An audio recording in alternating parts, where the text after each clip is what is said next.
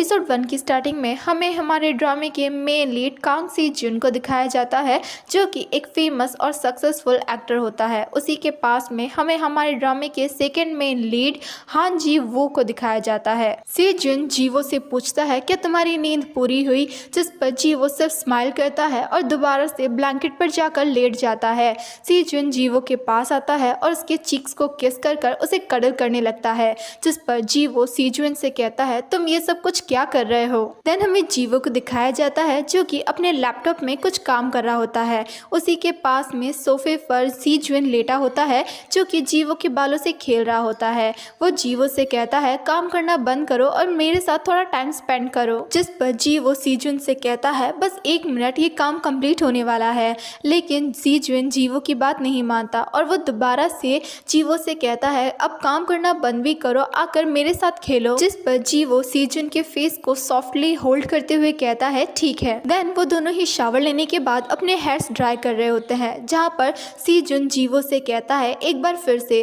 जिस पर जीवो कहता है क्या एक बार फिर से, जिस पर सी जुन कहता है हाँ एक बार फिर से, जिस पर जीवो सी जुन से कहता है आई लव यू, मैं तुमसे प्यार करता हूँ, जिस पर सी जुन जीवो से कहता है तुम सच में इसमें काफी अच्छे हो, लेकिन तुम्हें ये मुझे बार बार कहना चाहिए। ये सब सुनकर जीवो ब्लश करने लगता है और जब ये सब कुछ सी जुन देखता है तो वो जीवो के चीक्स को होल्ड करते हुए कहता है तुम्हारी चीक्स को तो देखो, एक बार मुझे इन्हें बाइट करने दो, तुम सच में बहुत ज्यादा क्यूट हो। देन हमें एक सस्पिशियस पर्सन को दिखाया जाता है जिसके हाथ में सिगरेट होती है और वो किसी पर्सन से कॉल पर बातें कर रहा होता है। वो कहता है आखिर तुम कहाँ चले गए हो, तुम्हारी वजह से मैं ऐसा हो गया हूँ, क्या तुम्हें मेरे हाथों से मरना है? अगर तुम ऐसा नहीं चाहते हो तो तुम मुझसे आकर मिलो, मैं तुमसे आमने सामने बात करना चाहता हूँ। ये कहकर वो पर्सन चिल्लाने लगता है। तभी पीछे से सीन कट करने की आवाज़ आती है और हमें पता चलता है यहाँ पर ड्रामा की शूटिंग चल रही है और वो पर्सन कोई और नहीं कांग सी जुन था, जो कि इस ड्रामा का मेन हीरो है।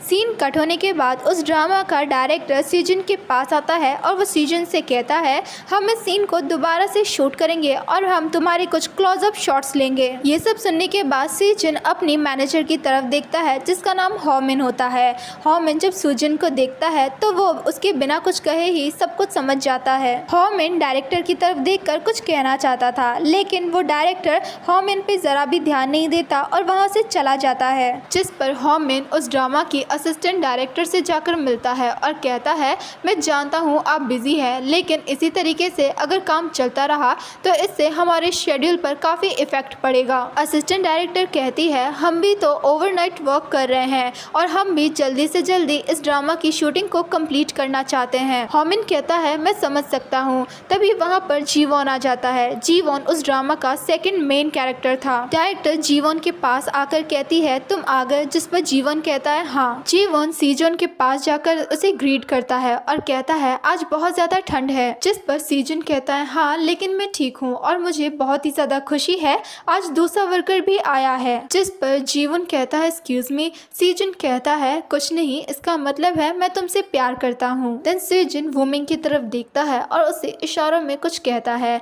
बाद में दिखाया जाता है कि सीजन उस शूटिंग वाले एरिया से बाहर आ गया था। सीजन अपनी जैकेट पहनते हुए कार की तरफ जा रहा था और वुमिंग बार बार उसे रोकने की कोशिश कर रहा था। वुमिंग कहता है ब्रदर आखिर आपको हुआ क्या है, आप इस तरीके से बिहेवियर क्यों कर रहे हो? इस पर सीजन बताता है तुम्हें पता है आज मैंने एक ही लाइन को 20 से ज्यादा बार रिपीट किया है, जिस पर होमिंग कहता है मैं समझ सकता हूँ, लेकिन फिर भी आप इस तरीके से शूटिंग को बीच में छोड़कर नहीं जा सकते। सीजन होमिंग से कहता है तुम बस कार की डोर ओपन करो। ये कहते हुए सीजन कार की तरफ जा ही रहा होता है, तभी वहाँ पर डायरेक्टर आ जाती है जो कि सीजन को रोकने की कोशिश करती है। डायरेक्टर सीजन से बोलने लगती है मिस्टर एक्टर आप इस तरीके से शूटिंग छोड़कर नहीं जा सकते। सीजन डायरेक्टर से कहता है डायरेक्टर आपको सोने के लिए कितना टाइम मिलता है?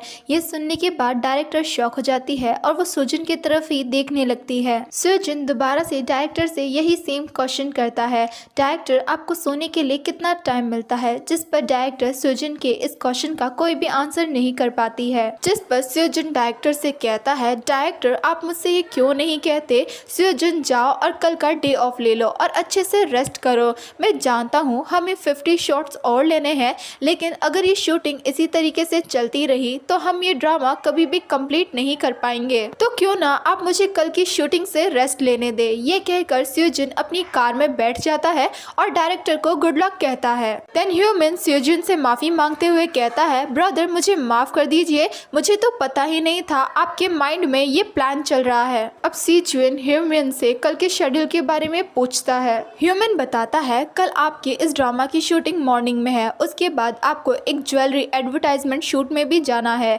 लेकिन मुझे डर है अगर आपको इस ड्रामा की शूटिंग में ज्यादा टाइम लगा तो आप उस ज्वेलरी एडवर्टाइजमेंट के शूट के लिए लेट हो जाओगे। जिस पर स्यूजिन कहता है, उस सीईओ किम से कहना वो कल की पेनल्टी के लिए पेमेंट रेडी रखे और आज से मैं स्ट्राइक पर हूँ। जिस पर मिन्हो कहता है, आखिर क्यों?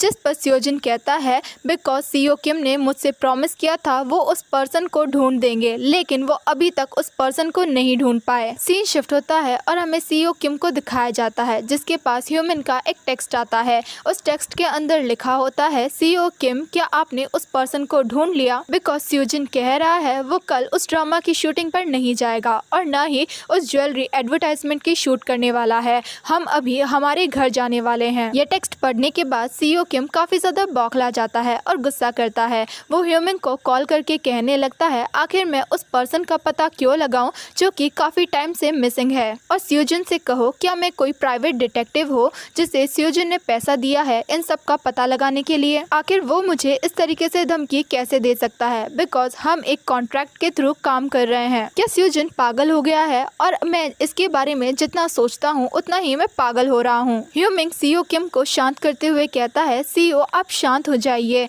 और वो फोन को स्पीकर पर डाल देता है। सीईओ किम कहता है, क्या मुझे हमारे एक्टर्स की डेटिंग लाइफ के बारे में फिक्र करनी चाहिए? क्या मुझे फिक्र करनी चाहिए उनका रिलेशनशिप खत्म क्यों हो रहा है? भले ही वो डायरेक्टर काफी स्लो वर्क कर रहा है, लेकिन वो अपने वर्क में बहुत ज्यादा अच्छा है। सीईओ किम की ये सारी बातें सुनकर स्यूजिन को बहुत ज्यादा गुस्सा आता है और वो कार का डोर खोलकर वहां से जंप करने की कोशिश करता है। ह्यूमन स्यूजिन को ये सब कुछ करने से रोकता है। अब डोर की आवाज सुनकर सीईओ किम भी घबरा जाता है और वो ह्यूमन से पूछने लगता है, आखिर वहाँ पर क्या चल रहा है? ह्यूमिंग सीईओ किम को बताता है, स्यूजिन चलती कार से जंप करने की कोशिश कर रहा है। ये कहते हुए वो कार के सारे डोर लॉक कर देता है, लेकिन स्यूजिन भी कार की विंडोज ओपन कर लेता है और अपने सर को बाहर निकालने लगता है। ये सब कुछ देखने के बाद ह्यूमिंग स्यूजिन से कहता है, ब्रदर आप ये सब कुछ क्या कर रहे हैं? क्या आप पागल हो चुके हैं? तभी रेड सिग्नल हो जाता है, जिसकी वजह से कार रुक जाती है और बाहर स्यूजिन के कुछ फैंस होते हैं जो कि उसे इस तरीके से देख लेते हैं। स्यूजिन के फैंस उसकी फोटोग्राफ लेने लगते हैं, जिस पर स्यूजिन कहता है, मुझे थोड़ी गर्मी लग रही थी इसीलिए मैं ये सब कुछ कर रहा था। ये सब कुछ कहने के बाद स्यूजिन दोबारा से कार में बैठ जाता है और वो ह्यूमन से कहता है, ह्यूमन सीईओ किम को बता दे अगर उसने कल तक अपना काम कंप्लीट नहीं किया तो मैं सच में चलती हुई कार से जंप कर दूंगा। यहाँ मुझे ये सब कुछ करने से कोई भी नहीं रोक पाएगा और बहुत से ऐसे लोग होंगे जो मुझे ये सब कुछ करते हुए देखेंगे। ये सब सुनने के बाद सीईओ किम स्यूजिन से कहता है, ठीक है मैं कल तक उसका पता लगा लूंगा। अब सीईओ किम की ये सारी बातें सुनकर स्यूजिन को थोड़ा रिलैक्स फील होता है और वो विंडो से अपना सर बाहर निकाल लेता है और स्यूजिन अपने फैन से कहने लगता है, हैव अ सेफ ड्राइव और मेरा न्यू ड्रामा देखना बिल्कुल भी मत भूलना। सीन शिफ्ट होता है और हमें स्यूजिन को उसके फ्लैट के डोर के बाहर खड़ा हुआ दिखाया जाता है। वहाँ पर जीउन आकर स्यूजिन के लिए डोर ओपन करता है। स्यूजिन जीवन से कहता है, तुम घर पर हो? जिस पर जीवन बताता है, ये मेरा ब्रेक टाइम था इसीलिए मैं घर पर वापस आ गया। जिस पर स्यूजिन कहता है, तुम झूठ बोल रहे हो, तुम मुझे मिस कर रहे थे इसीलिए तुम घर वापस आ गए। जीवन कहता है, नहीं ऐसा कुछ भी नहीं है, वो मुझे याद आया आज हम घर का ट्रश बाहर फेंकना भूल गए थे इसीलिए मैं बस उसे बाहर फेंकने के लिए आया था। जिस पर स्यूजिन कहता है, तुम तो ठीक से झूठ भी नहीं बोल सकते। अब जीवन स्यूजिन से कहता है, मैंने तुम्हारे लिए लंच रेडी किया है, तुम अंदर आकर लंच कर लो वरना वो ठंडा हो जाएगा और उसके बाद तुम थोड़ा सा रेस्ट करना बिकॉज मुझे पता है तुमने रात भर वर्क किया है और मैं इस ट्रश को बाहर फेंक कर आता हूँ। जिस पर स्यूजिन कहता है, ठीक है लेकिन प्लीज आज तुम वर्क पर मत जाना और ये ट्रश डालकर जल्दी से वापस आ जाना। जिस पर जीवन कहता है, ठीक है मैं इस ट्रश को डालकर अभी वापस आ जाता हूँ। देन स्यूजिन अपने रूम में चला जाता है। स्यूजिन जैसे ही अपने रूम में आता है सारी सिचुएशन चेंज हो जाती है और हमें यहाँ पर पता चलता है ये सब कुछ एक फ्लैशबैक था जिसके अंदर हमें सीजुन और जीवन दोनों की कुछ स्वीट मेमोरीज को दिखाया जाता है।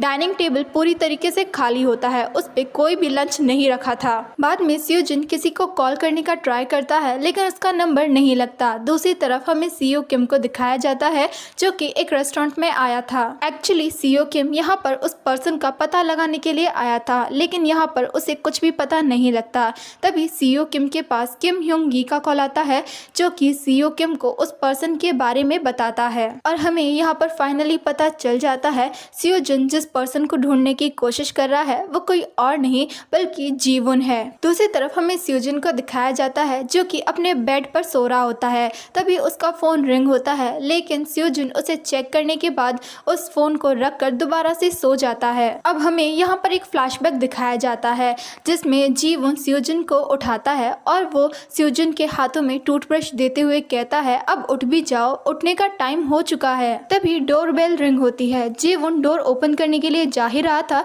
तभी सीओ जुन उसे रोक लेता है और कहता है तुम रुको, मैं जाकर डोर ओपन करता हूँ। और इसी के साथ ये फ्लैशबैक यहीं पर खत्म होता है। देन सीओ जुन जाकर जब डोर ओपन करता है तो वहाँ पर ह्योमिंग खड़ा होता है। ह्योमिंग सीओ जुन से कहता है आज आप जल्दी उठ गए। देन हमें शूटिंग सेट का दिखाया जाता है जहाँ पर कांग सीओ जिन अपने ज्वेलरी एडवर्टाइजमेंट के लिए शूट कर रहा था। सीओ जिन शूट खत्म होने के बाद ड्रेसिंग रूम में होता है और वो जैसे ही ड्रेसिंग रूम से निकलता है तभी उसके पास सीओ किम का एक मैसेज आता है। सीओ जिन उस मैसेज को पढ़ने लगता है जिसमें सीओ किम ने लिखा होता है शूट के बाद तुम मुझसे मेरे ऑफिस में मिलना, मुझे उस पर्सन के बारे में पता चल गया है। जिस पर सीओ जिन पैनिक होते हुए सीओ किम से कहता है मुझे अभी उसके बारे में बताओ।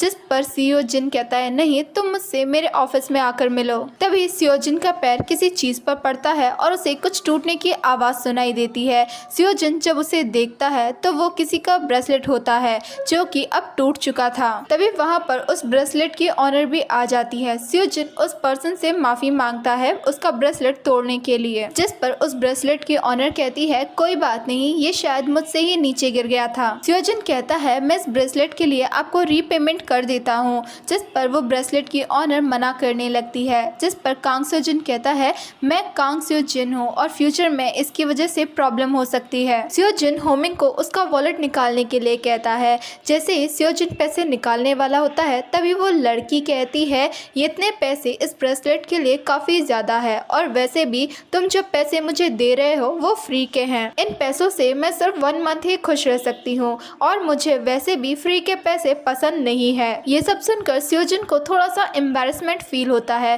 वो लड़की अपना बिजनेस कार्ड निकाल कर सीओ जिन को देती है और कहती है आज की शूटिंग जरा अच्छे से करना। उस कार्ड पर इस लड़की का नाम जन सन यून होता है जो कि डिजाइनर टीम की लीडर होती है। देन जन सन यून वहाँ से चली जाती है। सीन शिफ्ट होता है और हमें दिखाया जाता है सीओ जुन सीईओ किम की ऑफिस जाता है जहाँ पर सीईओ किम आराम से अपने कंप्यूटर पर गेम्स खेल रहा होता है। सीओ जुन सीईओ किम से कहता है ये सारी बातें तुम मुझे कॉल पर भी तो बता सकते थे, तुमने मुझे यहाँ पर क्यों बुलाया और अब जब मैं यहाँ पर आ गया हूँ तुम कंप्यूटर में गेम्स खेल रहे हो। जिस पर सीईओ किम कहता है ये सबसे बेस्ट तरीका है अपने स्ट्रेस को कम करने का।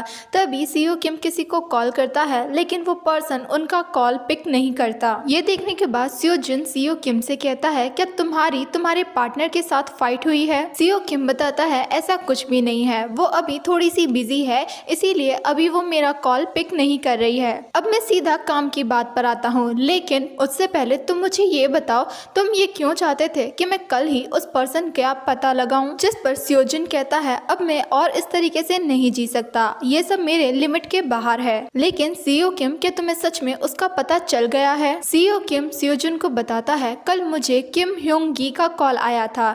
अब ये सुनने के बाद सीओ जुन सीईओ किम से पूछता है आखिर उसने तुम्हें कॉल क्यों किया था। सीईओ किम कहता है वो तुम्हारे पैसे वापस करना चाहता है और जहाँ तक मुझे लगता है उसे ये सब कुछ करने के लिए जीवुन ने ही कहा होगा। जिस पर सीओ जुन कहता है तो क्या इसका मतलब ये है किम ह्योंग गी और जीवुन दोनों अभी भी कांटेक्ट में हैं। जिस पर सीईओ किम कहता है भला मुझे इस बारे में कैसे पता होगा। बाय द वे मैंने ह्योंग गी से इस बारे में पूछा था लेकिन उसे भी इस बारे में कुछ भी नहीं पता, लेकिन मैंने उससे बहुत ही ज्यादा रिक्वेस्ट की जिस पर ह्योंग गी ने मुझे एक पिक्चर दी। सीईओ किम मॉनिटर स्क्रीन पर उन लोगों को वो इमेज दिखाता है। वो इमेज टीएसपी तीतो की थी जो कि हसंग में था। वो इमेज देखने के बाद स्योजिन ह्यूमन से कार की कीज मांगने लगता है, जिस पर सीईओ किम भी ह्यूमन को स्योजिन को वो कार की कीज देने के लिए कह देता है। साथ में तुम ड्रामा डायरेक्टर से ये भी कह देना स्योजिन कल की शूट पर नहीं आ पाएगा। देन स्योजिन कार ड्राइव कर रहा होता है और वो सोच रहा होता है तुम कुछ ज्यादा ही दूर चले गए हो। स्योजिन सीईओ किम को कॉल करता है और कहता है शायद वो अभी भी उसी घर में होगा, जिस पर सीईओ किम कहता है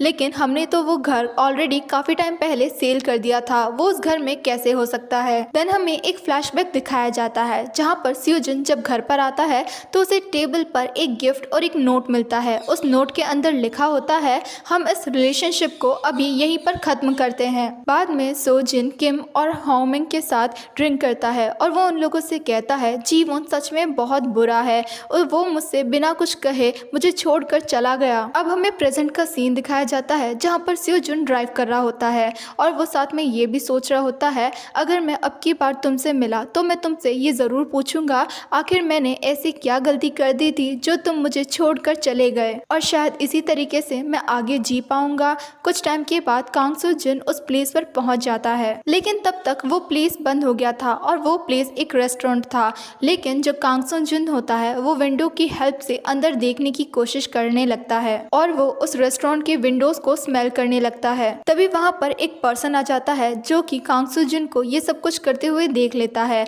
उस पर्सन के हाथ में एक टॉर्च होती है। वो पर्सन कांग सू जिन से कहता है तुम ये सब कुछ क्या कर रहे हो, तुम किसी और दूसरे पर्सन के रेस्टोरेंट के विंडोज को इस तरीके से स्मेल क्यों कर रहे हो, जबकि तुम कोई डॉग नहीं हो और शायद मैंने तुम्हें कहीं पर देखा है। जिस पर कांग सू जिन उस ओल्ड मैन को अपना इंट्रोडक्शन देने लगता है कि मेरा नाम कांग सू जिन है और मैं अभी रिसेंटली एक मोटरसाइकिल बाइक राइडिंग वाले ड्रामा में वर्क कर रहा हूँ। जिस पर वो ओल्ड मैन कहता है तुम वही एक्टर हो ना, तुमसे मिलकर अच्छा लगा, लेकिन तुम सियोल से इतनी दूर क्यों आए हो। स्योजुन उस ओल्ड मैन से कहता है सर मुझे आपकी हेल्प चाहिए। जिस पर वो ओल्ड मैन जो कि विलेज का हेड होता है वो स्योजुन को जी वॉन के घर ले जाने में उसकी हेल्प करता है। वो ओल्ड मैन स्योजुन को ये भी बताता है वो रेस्टोरेंट कुछ अच्छा नहीं चल रहा और यहाँ तक कि मुझे तो उसके मेन्यूज भी समझ में नहीं आते, इसीलिए कोई भी उस रेस्टोरेंट पर नहीं आता है। कुछ टाइम के बाद वो दोनों ही जीवोन के घर के पास पहुंच जाते हैं। स्योजुन अपनी कार से उतरकर उस घर के गेट को ओपन करके